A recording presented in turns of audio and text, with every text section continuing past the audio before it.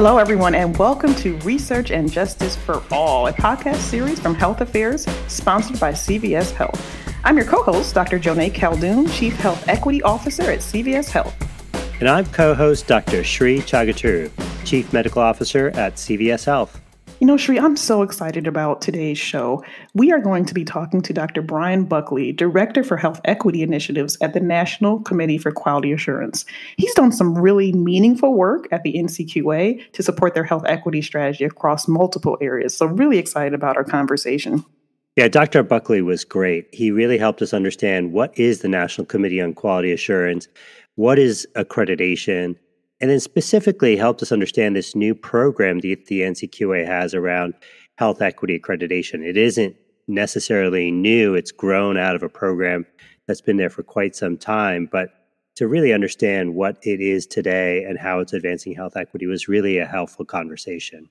It was. And I also like how he really got into this concept of collaboration, working in communities, putting people at the center of healthcare, which I think is really, really important. And then he shared with us a really nice framework for how we think about health equity work.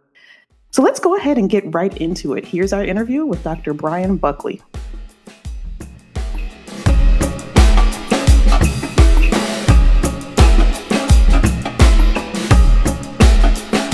Welcome, Dr. Buckley. Thank you so much for joining us on the Research and Justice for All podcast.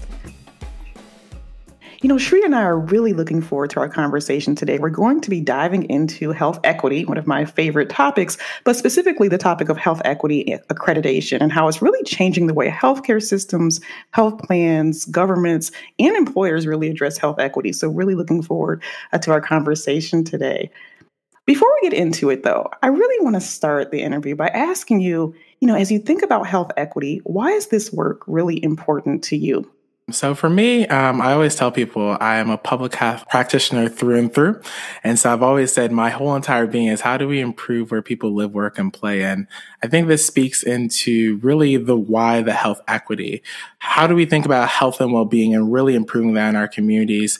And so when I look at health equity, I look at it from all the factors of what health is, both physical, mental, social, financial well-being.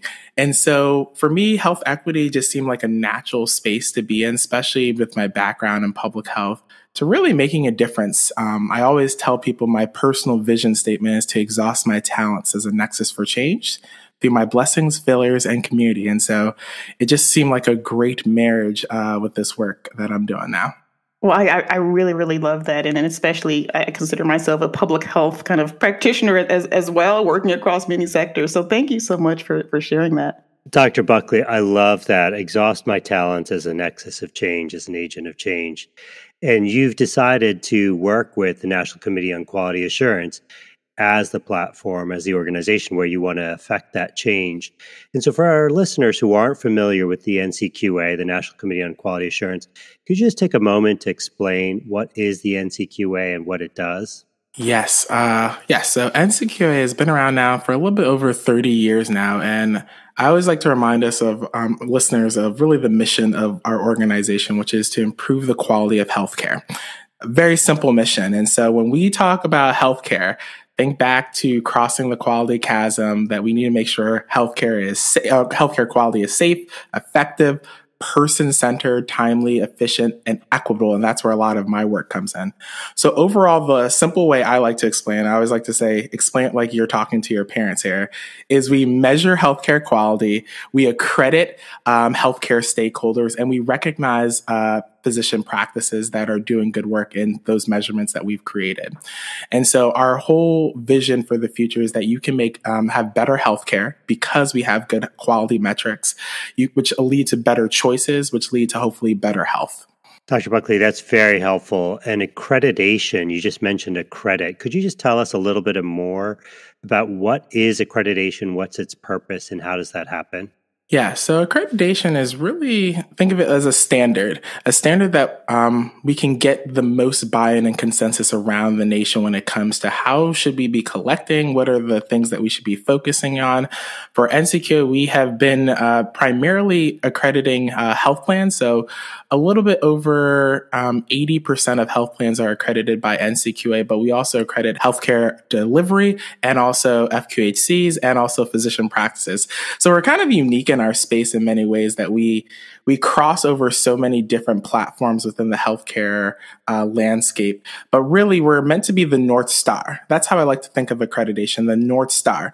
It's not perfect, and there's many different ways that people are going to try to get to their direction, but we're really trying to push the direction forward of these are the bare minimum that we need to do to make sure that we are achieving high quality healthcare. And Dr. Buckley, one of the newer exciting accreditations that NCQA has is in health equity. So tell us a little bit more about that, and how do you really think it's moving the needle when it comes to health equity in health plans? Yeah, so we have been on a journey. So I always like to roll us back that we've been on a journey around health equity for quite some time. And so you mentioned our health equity accreditation program. It actually it got its roots from our multi-healthcare distinction. For our listeners, that was it actually started as a multicultural healthcare award back in, I think, in 2008, and then ended up developing into accreditation in 2010. And it was really around the class standards when we thought about, preferred language. And so that's where it got its roots from. Fast forward a couple years in 2021, especially after the George Floyd death and murder, we thought we needed to do something. It needed to get a refresh, because health equity, and we saw folks that were struggling with this, and we saw that we already had a really good base program, but it needed an uplift. So this is where the health equity accreditation was born from. And I'll also talk more about the Health Equity Accreditation Plus as well. So when it came to the Health Equity Accreditation program, we really wanted it to be, think of it like a great framework on quality improvement. We knew the science was changing, the evidence was changing around the health equity as a whole. So we wanted to make sure organizations were ready for this change. And so that's why there's an organizational readiness actually before you can even do this accreditation. Do you have all the things in place? Do you have a good governance structure? Do you have, what's the diversity of your leadership, your population? Then second, we wanted to focus on, are you able to collect the data needed to really see where there are disparities, specifically when it comes to racial disparities, when it comes to gender identity and sexual orientation data, making sure that you're starting that process. But the primary aspect of that program is really where to start. Understand your population and where there are gaps. That's like the simplest way to explain the accreditation, the base program. Then we took it a step further with our plus program. It's the whole idea you have to start doing good health equity work internally for yourself before you can start doing it externally. Think of the simple, you need to put your mask on first before you can put someone else's mask on.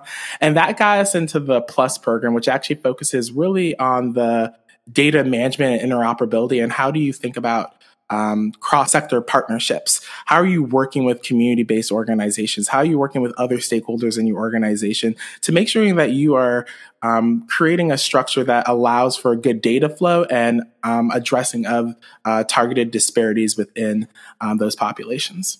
I love that response, and particularly you talking about kind of look internally first before you start going externally. But let's talk a little bit about the data.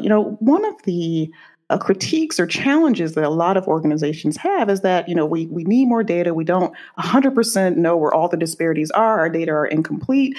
And sometimes people kind of say, that means we can't move. We don't know what to do. We need to keep on trying to collect data before we act. How do you think about that in the context of NCQA Health Equity Accreditation and what organizations should be doing? So I get this question so much. And so I'm going to answer this, I guess, a couple different ways. One, yes, data is very important as we look to see, are we making a difference? But before I always say that, I want to separate the two different forms of data, both the quantitative and the qualitative. So quantitative data, yes, we do need more data. It's in a messy form between, imputed, how are we getting it from government enrollment data, and it's messy. But at the same time, I also tell people, do not forget about the qualitative data that is within your communities. It's the partnerships that you're making with your faith-based organizations, your community organizations, and those have a lot of power as well. I'm a big fan of community intelligence. And so you don't need to have all the data perfect, but you can talk to people in the communities and they can tell you where there are inequities in their own communities. And that's a place to start. So you don't have to have it perfect. And I don't want people to get into the point of data paralysis where I need the data to be perfect for me to be able to act. Act and then reflect. I like to think of everything in many ways. And this is why we have our framework around, it really centers around a quality improvement PDCA cycle. Make your plan, do the work, analyze it, check it, and then decide, okay, do I need to abandon this idea? Do I need to adjust this? Or do I need to adapt it moving forward? And so that's what I usually say with folks about data, making sure there are struggles, but do not let it be the sole thing that prevents you from action. No data paralysis. I love that. Act and reflect, community intelligence. I love these notions. And, Dr. Buckley, as we think about the types of data, one of the areas that we know has a tremendous impact in health is social determinants of health. And by addressing social determinants of health, we can help people improve their healthcare journey, improve quality, reduce costs. And so I was wondering, could you just talk a little bit about how the NCQA's health equity framework is addressing social determinants of health? I'm actually going to answer this two ways because we actually have two different parts of our organization that are doing some really cool things. First, we have our health equity accreditation program, which is really when it comes to social determinants of health, that part about understanding your population, understanding where they are. We really help encourage folks to really take a deeper dive by zip code, by county, to understanding what are the disparities, where are you seeing the differences within populations around different specific areas. And that leads you to start thinking about other resources like county health rankings to understanding, okay, where are some other inequities that are happening around those areas. But on the another end, on our measurement side, we also have our social needs measure that we have been developing. Public comment came out around really how do we think about, and this kind of goes into the PLUS program when it comes to referrals, outcomes, and impacts. How are we looking at the social needs measure, looking at where do people need options for food, transportation, housing, and really getting folks to think about, are you screening for social drivers of health within your system? And so that is another area that's both a measurement in general to the field, regardless if you're in health equity accreditation at all or the PLUS program, but something that we're trying to incorporate into the basic foundation of HEDIS as we think about pushing all health plans and healthcare delivery into one direction. And you just mentioned HEDIS for our listeners. Could you just explain a little bit about what is HEDIS? Yes, HEDIS, I like to explain. I'm going to blank on the acronym but it is essentially the building blocks of how we define healthcare quality. So HEDIS is separated into many different domains around chronic care, when it comes to case management, mental health, and so forth. And so it's really the building blocks and how we actually think, are we doing well or not? So they're all based off performance measures. Exactly. Yes. Thank you so much. The healthcare effectiveness data and information set. It's one of those things that just doesn't roll off the tongue, right? It really does. But thanks for sharing that on how the NCQA is thinking about social determinants of health in those two frames. And as you were talking about the role of the NCQA and accreditation, you talked about the multiple parties that you're working with, health plans, federally qualified health centers, provider organizations. As you step back, there's a real opportunity in these notions of public-private partnership and collaboration. And I was wondering if you could just briefly talk about how the NCQA thinks about that and how you personally think about public-private partnerships in advancing health equity.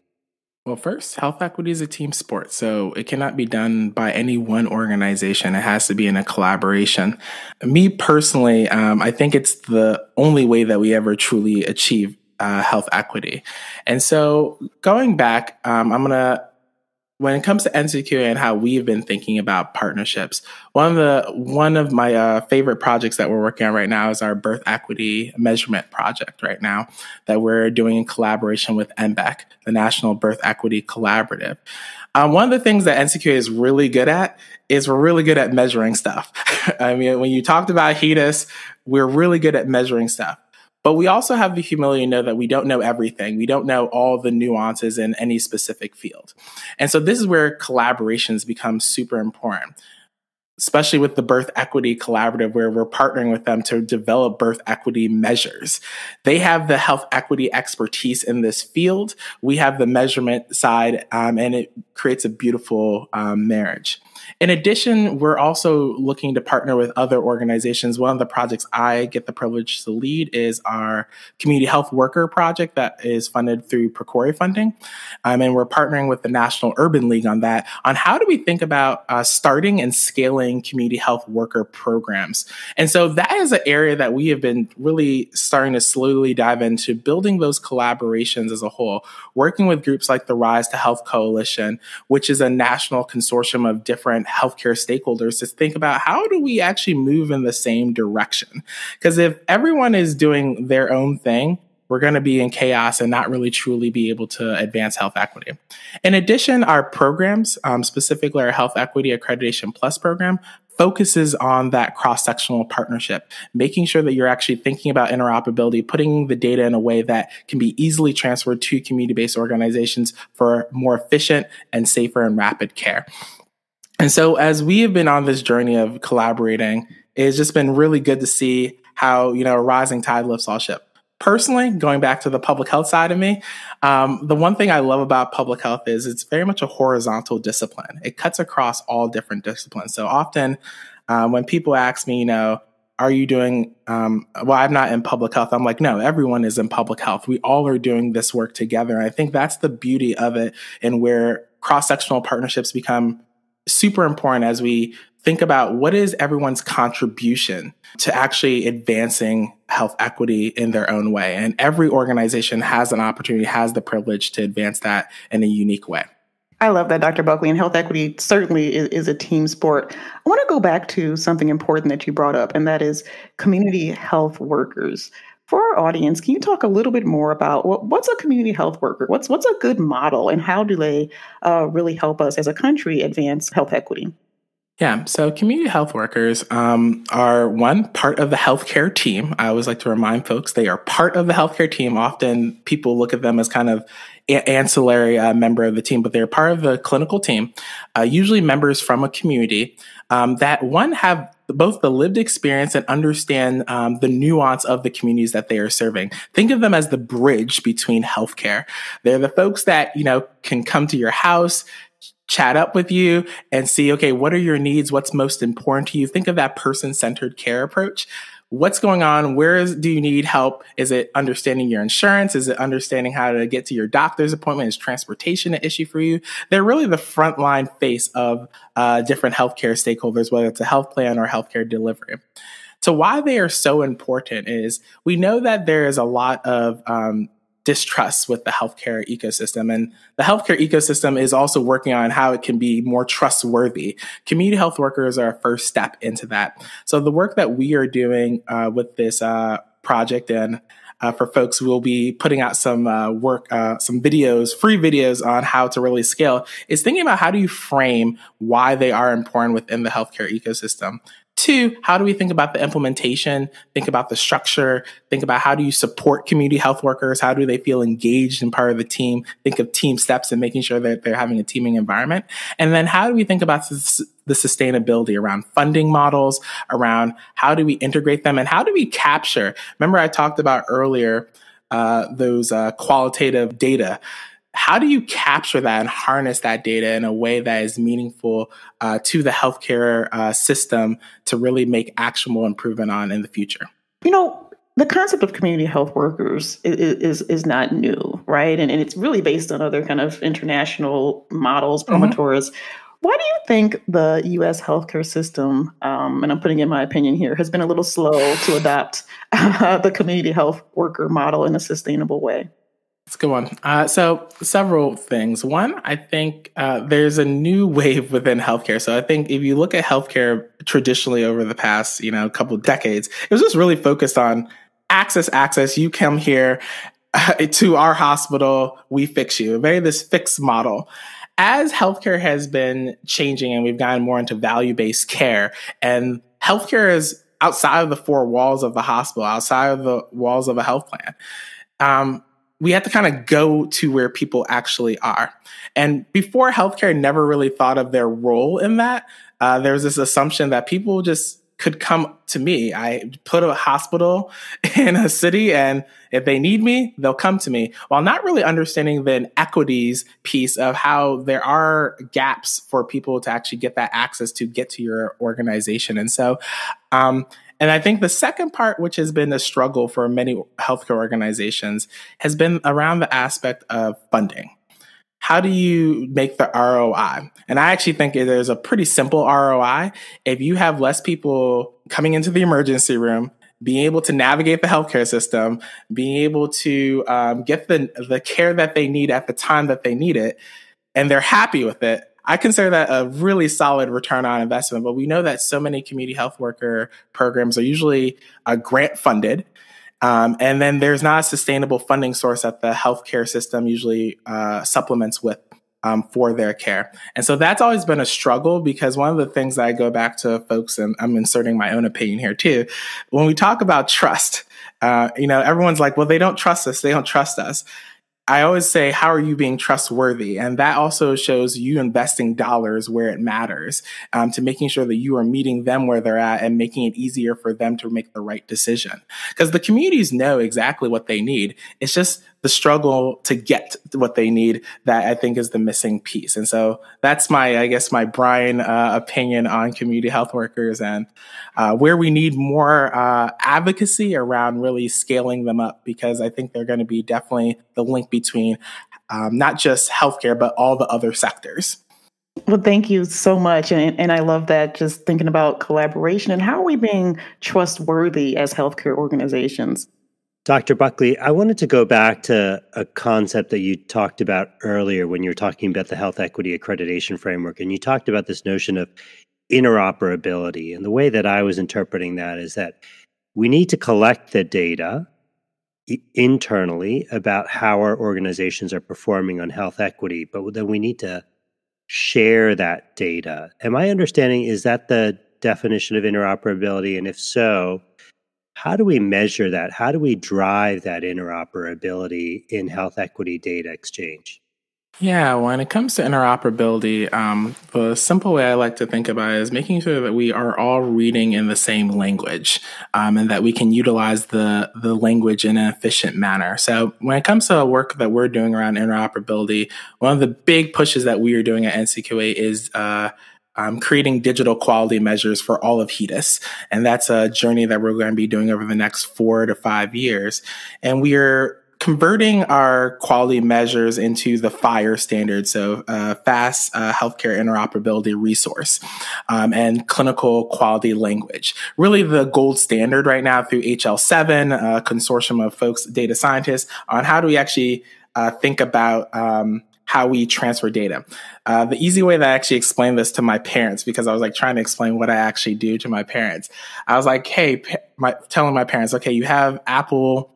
You have an Apple device, you have a Google device, and you might have an Amazon device. How do you have something that can talk to all three of them at the same time, and that they can understand? And that kind of this was an aha moment. And that's the same thing that we're trying to have in healthcare. So when you're at a community-based organization, or you're at health plan, or you're at a healthcare delivery system at FQHC, the data can be transferred in a way that any organization can understand it, even non-governmental organizations. And I think that's the goal that we're looking for in the future digital transformation world of healthcare.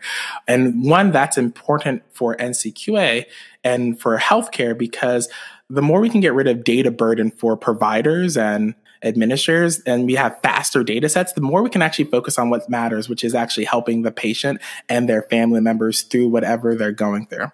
So that's some of the work that we're doing, at least on interoperability. And that's why we stress it so much in the PLUS program for health equity accreditation, to make sure that you are thinking about that as a healthcare organization and how data flow actually happens, and supporting health community-based organizations that may not have the capacity, but through that capacity building, you can help them harness data as well.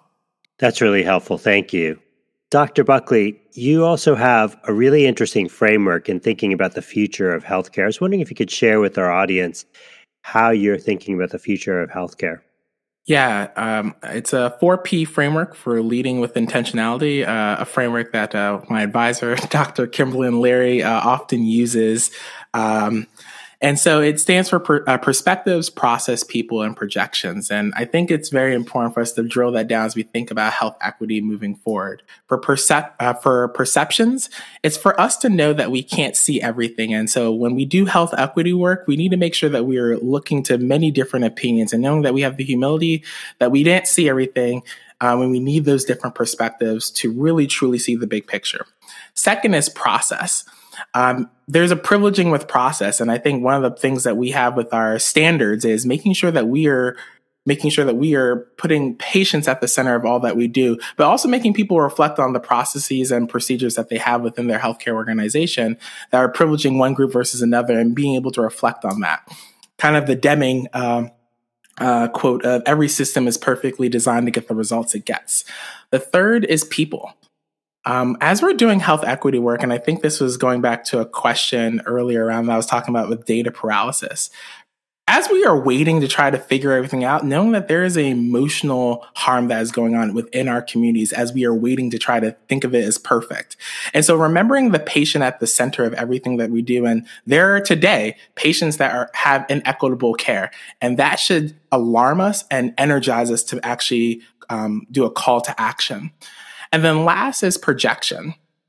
What's the story we're going to tell of ourselves of the future? And I encourage anyone to think about that. What's the story they're going to tell themselves of the future? But more importantly, what are our patients? What are our community-based organizations? What's the story they're going to tell about us?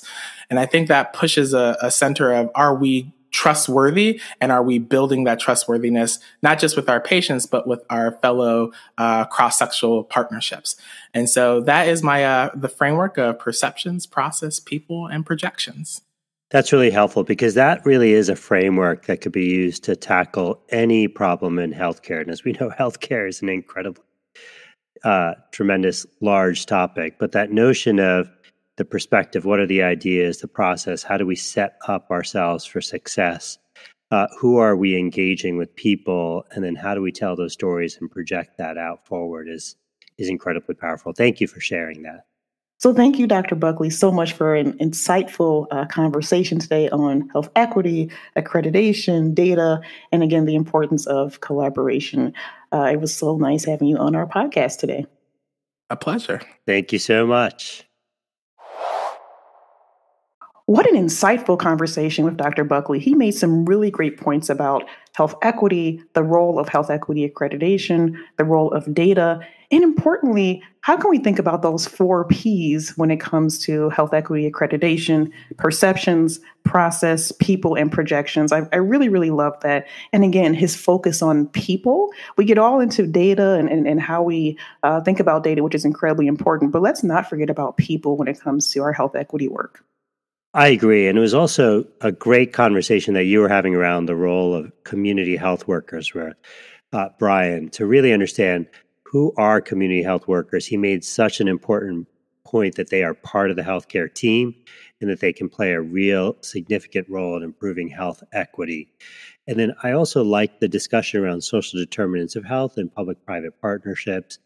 Both of those topics really are important foundational concepts as we advance health equity. Absolutely. I think it was a great conversation. Well, that's our show for today. Thanks for joining us on the Research and Justice for All podcast, sponsored by CVS Health. I'm Dr. Joneigh Khaldun. And I'm Dr. Sree Chaguturu. Please share this podcast with anyone you know who's working to advance health equity. And please don't forget to subscribe to the Research and Justice for All podcast if you haven't already. Thank you for listening.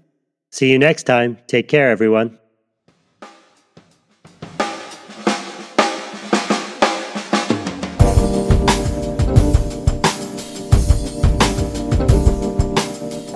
Research and Justice for All is produced by Health Affairs. This season is sponsored by CVS Health. If you enjoyed this episode, the best thing you could do is share it with a friend or a colleague. It helps people find the show. Thanks for listening, and be sure to check out Health Affairs' other podcasts, Health Policy and Health Affairs This Week. Health Affairs, where health policy advances.